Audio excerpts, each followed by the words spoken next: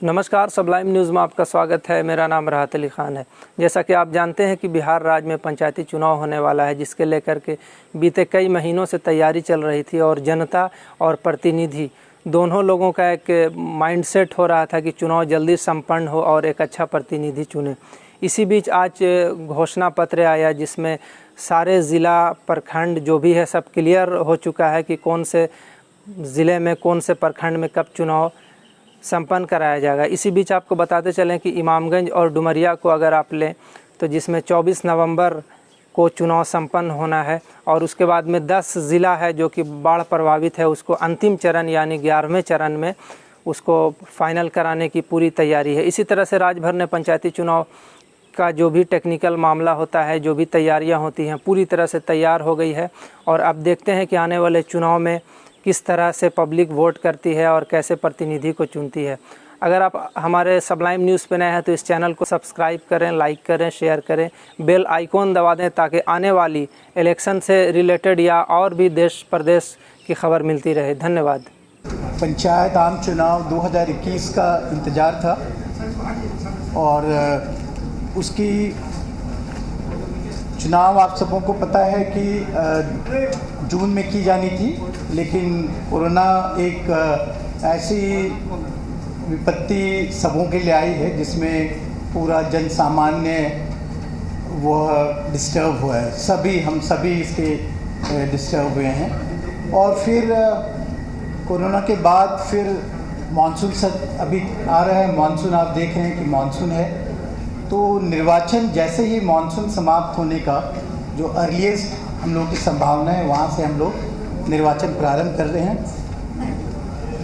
आप लोगों को हम लोगों ने कन्वीनियंस के लिए बुकलेट उपलब्ध कराई है, आप लोगों के पास होगी। उससे किस पॉइंट पे वार्ता कर रहे हैं वो आसान हो जाता है। तो हम लोगों के द्वारा कुल देखा जाए तो कुल 11 चरण, लेकिन प्रत्येक जिला में अधिकतम 10 चरण में कर रहे हैं चुनाव।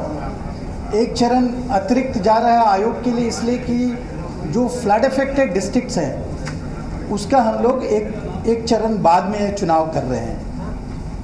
तो चुनाव का प्रथम चरण 24/9/2021 को मतदान की तिथि होगी।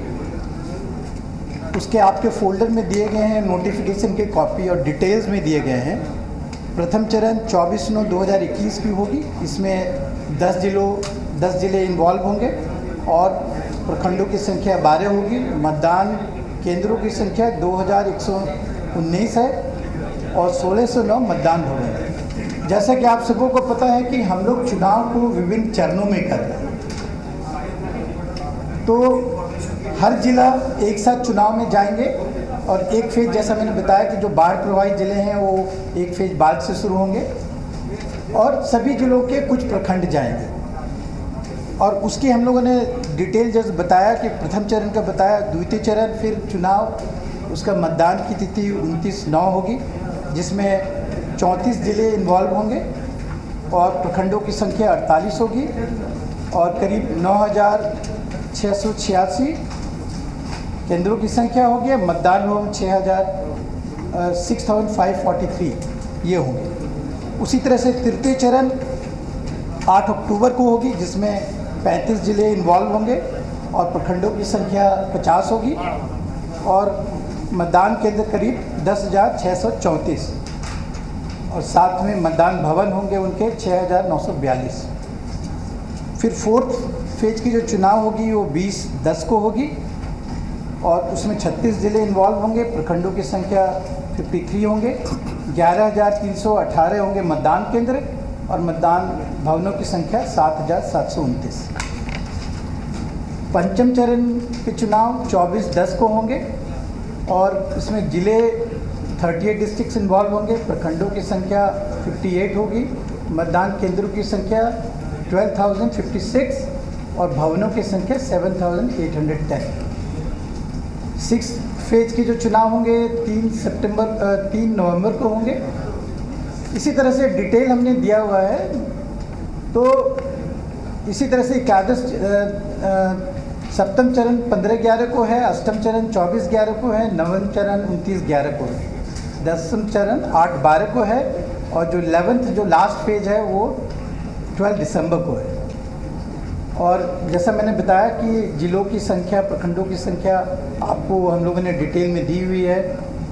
और तो कुल मतदान केंद्रों की संख्या 1,13,891 हुए और भवनों की संख्या 73,736 हुए।